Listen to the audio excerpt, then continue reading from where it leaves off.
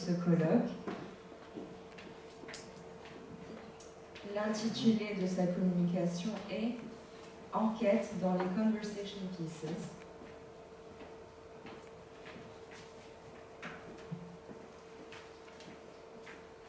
Ophélie, vos recherches théoriques et artistiques actuelles portent sur les modalités de représentation d'une parole donnée à travers des processus d'enquête et la création d'espaces de parole, espaces d'écoute, ainsi que sur l'échange discursif pensé comme forme artistique, dialogical art. Vous vous intéressez aux pratiques artistiques participatives ainsi qu'au renouvellement des formes d'art engagées. Vous avez récemment publié le livre Portrait parlant dans l'art vidéo, la parole vivante dans les pratiques artistiques des années 70 à nos jours, ainsi que plusieurs articles. Je vous laisse à présent la parole pour votre intervention. Merci. Merci aux organisatrices pour ce super colloque.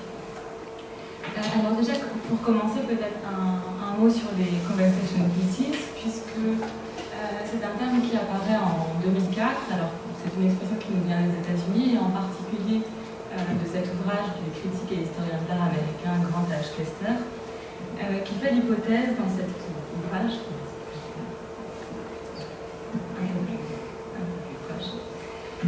l'hypothèse d'un renouvellement en fait, de l'expérience esthétique par le biais du dialogue.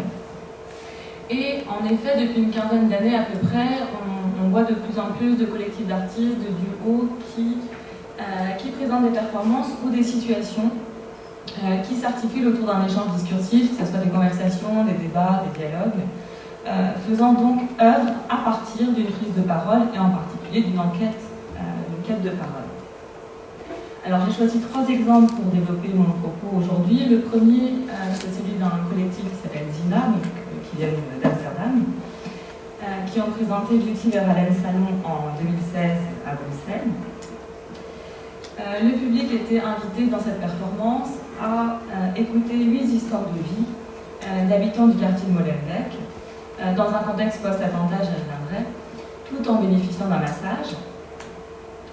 Le second exemple, c'est un projet qui se développe depuis 2008, à l'origine à l'initiative des chorégraphes Anne Kerzelo et Loïc Touzé, autour de la table, qui est un projet itinérant, rassemblant des professionnels d'un territoire autour des pratiques et des savoirs sur le corps.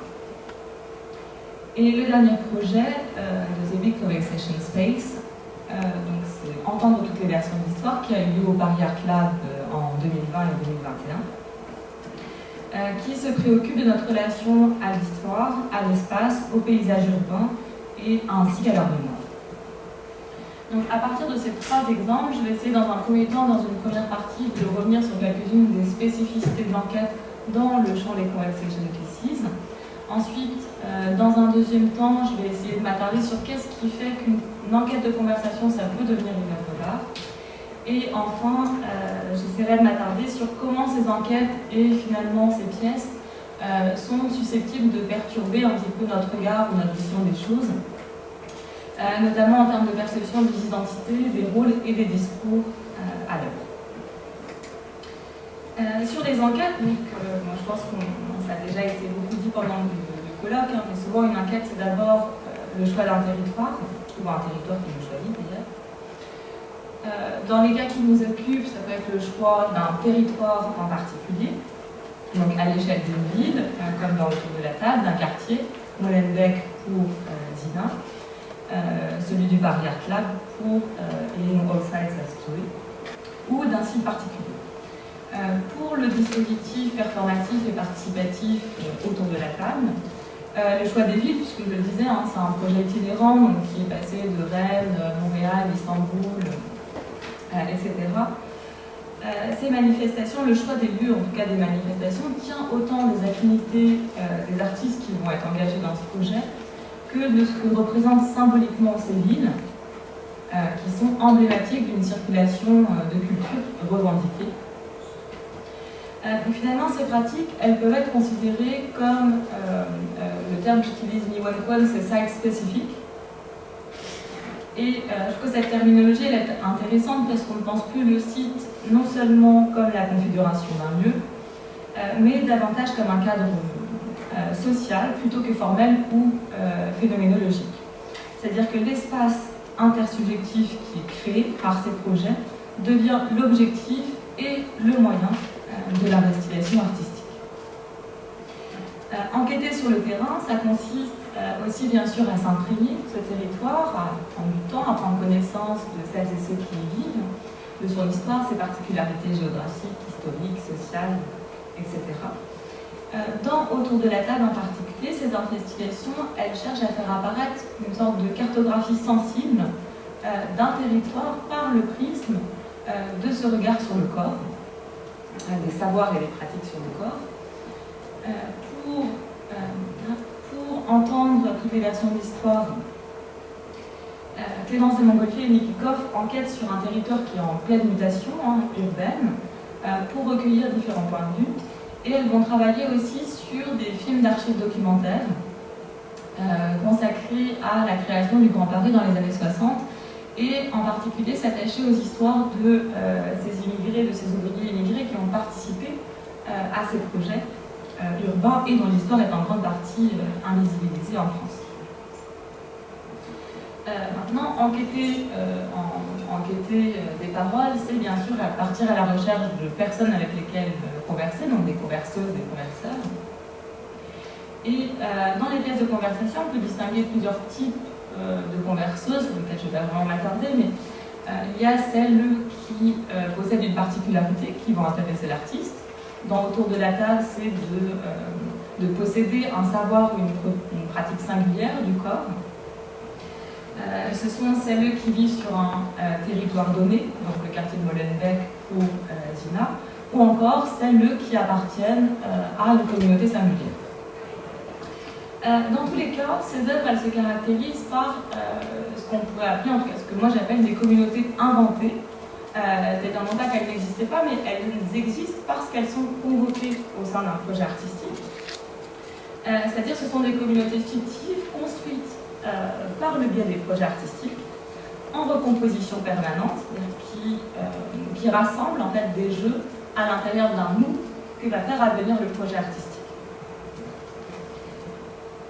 Maintenant, quelques mots sur l'entretien dans ces enquêtes par entretien. Donc les conversations qui nous occupent dans ces trois projets peuvent avoir lieu de différentes manières, par entretien filmé bien sûr, par message interposé, par complétion de formulaire aussi. Mais la plupart des artistes vont organiser en amont de ces entretiens des espaces-temps de discussion. Ces espaces-temps peuvent renvoyer au terme de tiers-espace, au sens où l'entend Omi Kababa, c'est-à-dire en tant qu'un espace mental de conversation et de négociation. C'est-à-dire un tiers-espace venant perturber, là je le cite, perturber les histoires qui le constituent, et établir de nouvelles structures d'autorité, de nouvelles initiatives politiques qui échappent au sens commun. Engager aussi une discussion avec un inconnu induit de donner un cadre à celle-ci qui passe bien sûr par l'introduction d'une thématique qui peut s'avérer assez proche de celle qu'on rencontre dans les contextes méthodologiques des SHS, et en particulier lorsqu'elle recouvre une actualité politique. C'est le cas pour le collectif Zina, qui s'intéresse en 2016 au récit des populations touchées de près par les attentats. Toutefois, ces sujets d'enquête dépassent une ambition d'éclairage de nos réalités sociales pour opérer un décalage et nous proposer d'autres points de vue sur ces réalités, sur ce monde qui nous entoure. Au-delà du thème même de la conversation, il faut aussi trouver des outils pour la guider, cette conversation. Donc les artistes n'ont pas besoin de répondre bien sûr à des impératifs de rigueur méthodologique.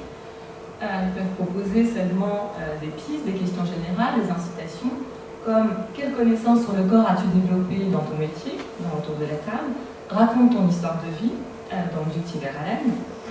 D'autres utilisent l'enquête par questionnaire, et donc la méthodologie empruntée rejoint la rigueur, en tout cas l'apparence de la rigueur scientifique.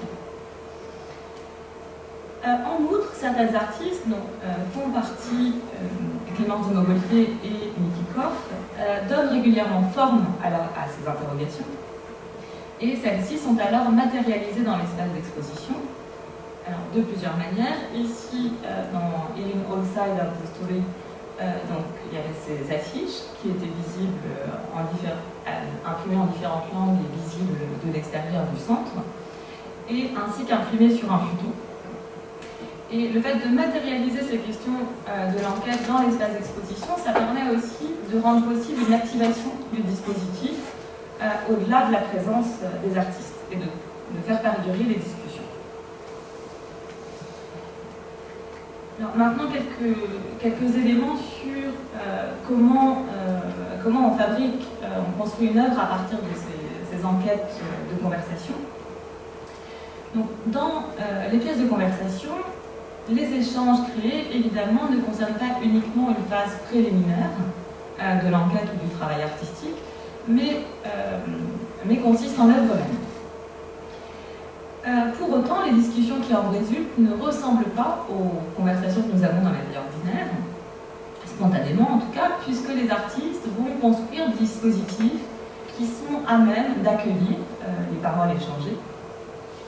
Et ces dispositifs consistent avant tout en l'élaboration des conditions spatio-temporelles et visuelles de la conversation. Ce basculement de l'ordinaire de la conversation à l'œuvre dialogique est susceptible d'opérer d'abord grâce à la conception d'une scène pour accueillir les discussions.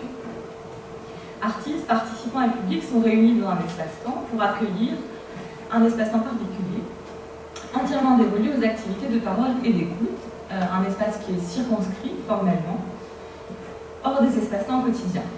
Ces éléments, le décor, le mobilier, la signalétique, sont disposés ça et là pour indiquer aux passants que quelque chose est en train de se passer, quelque chose qui fait rupture avec le quotidien. Des espaces qui provoquent une rencontre entre un espace entre deux, un in-between space, selon l'expression de Grand H. Kester. Alors, selon lui, ce n'est pas un lieu qui serait seulement physique, hein, c'est aussi un lieu symbolique qui produit de la rupture.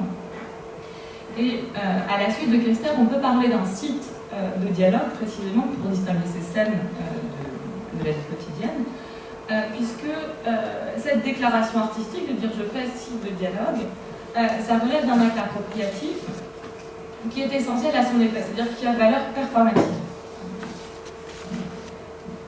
Dans la vie quotidienne, la conversation possède déjà des formes dont nous sommes familières et familiers, des formes implicites, latentes, dont nous connaissons les codes, et qui engendrent des variations de posture, de disposition. Et les artistes vont reprendre un certain nombre de ces codes en termes visuels, en termes mobiliers, en termes de placement des corps, tels que le rendez-vous, la réunion, le débat, la consultation aussi, qui est une forme de plus en plus commune.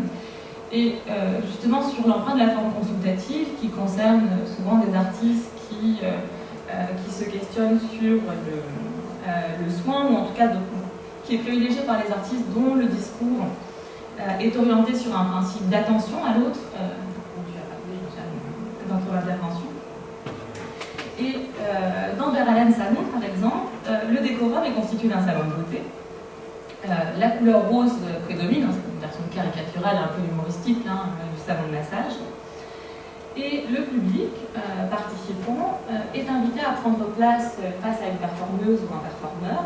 On lui couvre les yeux à l'aide d'un masque, on lui met un casque pour le son, et il est invité à tendre ses mains pour un massage. Et ainsi apprêté, chacun peut écouter l'histoire de vie d'une habitante de son quartier. Donc on a des mises en forme tout à fait spectaculaires, comme on trouve chez Verlaine, dans cette pièce. D'autres formes beaucoup plus intimistes.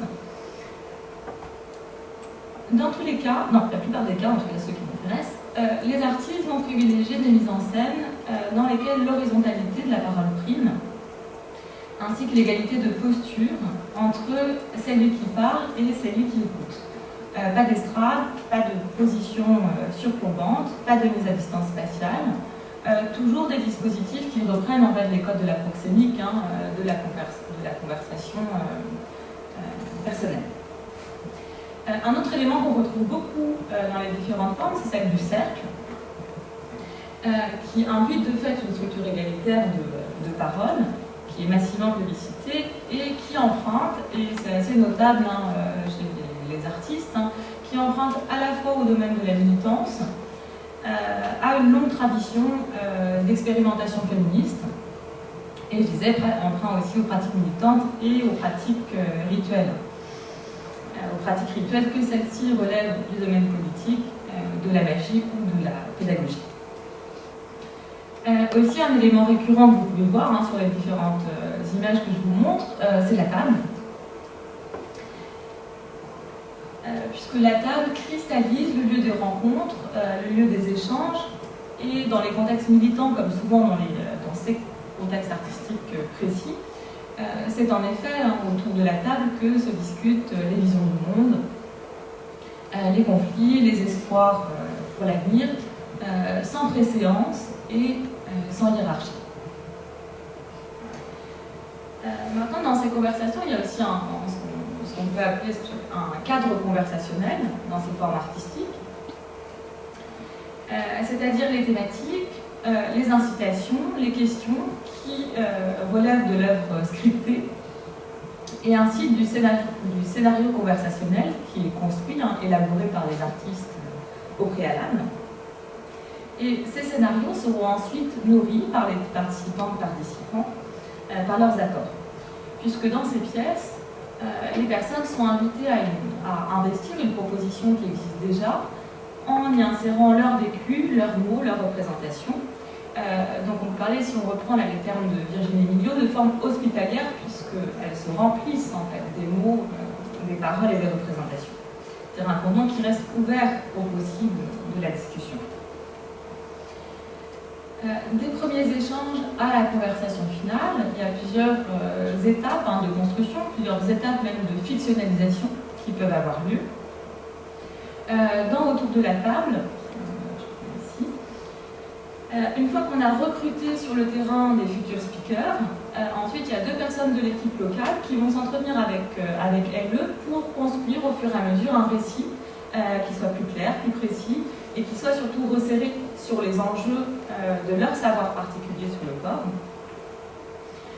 D'autres protocoles vont demander un travail d'écriture beaucoup plus conséquent. C'est le cas pour le collectif Zina, puisque les récits qu'elles ont collectés sont ensuite travaillés et enregistrés en studio. Et aussi, dans le cadre de la table et dans d'autres pièces, les échanges peuvent être balisés par une sorte de règles du jeu.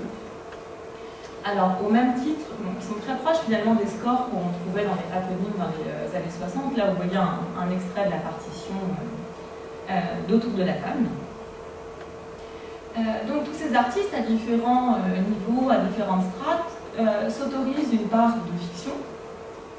Alors, non pas au sens d'invention, mais davantage au sens de façonnage, et ainsi plutôt de configuration narrative au sens rickérien. Et donc j'arrive à la troisième partie sur comment ces enquêtes et ensuite ces pièces, elles peuvent potentiellement donner lieu à des perturbations critiques et créatives de nos présupposés, de notre regard sur le monde. Alors je reviens sur le premier exemple, un peu plus précisément, sur le collectif Zina. Pour vous donner quelques mots du contexte, tout de même, donc au mois de mai 2016, la Belgique est en proie à 3 attentats suicides à la bombe, donc 2 à l'aéroport de Bruxelles, 1 dans le quartier de Molenbeek, dont le bilan définitif fait état de 32 morts et de 340 blessés. C'est une série d'attentats qui a été revendiquée par l'État islamique et qui fut la plus meurtrière et qui est toujours la plus meurtrière dans l'histoire du pays. Donc c'est vraiment dans un contexte très particulier que les artistes de Zina mettent en place ce salon d'histoire et de beauté. Alors comme vous le voyez ici, donc là c'est la version vraiment sur la place de Molenbeek. Vous avez vu d'autres versions postérieures que je vous ai montrées avant. On voit bien que sur l'espace de la place, déjà il y a une rupture spatiale qui est produite par le décor. Il y a aussi une rupture sensorielle, puisqu'on ne peut pas, on a un masque sur le visage, on a un casque sur les oreilles. Ces deux ruptures participent à créer un cadre physique et psychologique propice à l'écoute des récits. Et cette écoute, elle est d'autant plus privilégiée par la dimension de détente qui est associée au massage, puisque je rappelle, on vous prodigue un massage des mains. Donc on a ici un doux espace conversationnel qui permet la réception donc, attentive, sinon apaisée, d'histoires de vie singulières, ainsi que la discussion de point de vue personnel quant à des sujets d'actualité. Alors j'ai discussion, parce qu'ensuite il y a une seconde phase de discussion ouverte avec le public. Donc sujets d'actualité tels que le terrorisme, l'intégration dans le contexte bruxellois post-attentat. La cohabitation des histoires personnelles dans le dispositif décide en filigrane d'un portrait beaucoup plus complexe, sans doute beaucoup plus complexe, de la situation, ici le terrorisme dans cet espace en particulier. Complexité que certains médias tentent d'occulter, tout en mettant en exergue les conflits sociaux, politiques, idéologiques qui traversent une communauté d'individus qui vit au même endroit et qui est traversée par un traumatisme collectif.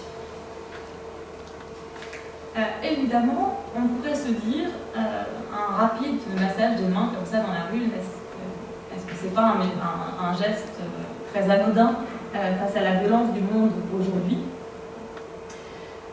Mais en fait, je pense que par ce geste, les performeuses du salon prodiguent du care à leurs citoyennes, à leurs concitoyens, au sens où Joanne Tronto le définit, c'est-à-dire, et je la cite, en tant qu'activité propre à notre espèce qui regroupe toutes les actions destinées à entretenir, à réparer, faire perdurer notre monde afin d'y vivre dans les meilleures conditions possibles.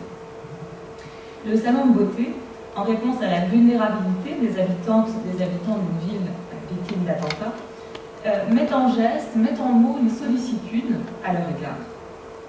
Dans cette perspective, le travail artistique peut être pensé d'une manière, on pourrait dire d'une voie différente, grâce à une volonté de produire et d'entretenir des relations, ainsi que dans ses potentialités à ouvrir des espaces de parole, des espaces d'écoute, s'éprouvant en dehors des logiques masculinistes et hiérarchiques. Donc, quelques mots pour revenir sur ces enjeux déplaçants autour de la table. Donc beaucoup de professionnels interviennent dans ce projet, ça peut être des profils très variés, politiciennes, clowns, menuisiers, charpentiers, etc. Donc ce projet part du principe que les savoirs actuels que nous avons sur le corps sont le fruit d'investigations scientifiques, tant sur les plans anthropologiques, sociologiques que médicaux. Et ces savoirs sont autant de modèles qui accompagnent la manière dont se forment nos représentations, ainsi que nos usages du corps. Et aussi, nous associons communément le savoir sur le corps à certaines professions, médecins, kinés, ostéos, danseurs. Et ici, il s'agit de rencontrer d'autres savoirs et pratiques du corps qui sont incarnés cette fois par des individus. Donc c'est une texte qui explore la question de la circulation des savoirs, de la transmission des savoirs, et afin de réintroduire en fait la place du citoyen dans la production de pensée du somatique. Et donc dans cette approche, ce projet a pour ambition d'éclairer le rôle d'une plus grande conscience du corps et de l'allier, cette approche somatique, cette conscience somatique, à un processus d'émancipation individuelle. Alors quelques mots pour conclure. Dans l'invention du quotidien, Michel de Certeau définissait la conversation comme une production collective de sens. Dans notre contexte des Conversation Pieces, l'artiste n'est plus seule producteur de contenu, mais fonctionne plutôt comme facilitatrice de parole. Et en se positionnant à l'écoute, l'artiste se fait le conduit de l'expérience des autres et l'œuvre le réceptacle de celle-ci. L'art se réalise à travers le dialogue qui le génère, à travers une conversation ouverte dans laquelle chacun est obligé d'écouter et d'inclure d'autres voix. En cela, les pièces de conversation relèvent d'un art de l'écoute attentive, sinon empathique, ouvrant des pistes tant d'une émancipation individuelle que d'un prendre soin collectif. Je vous remercie pour votre attention.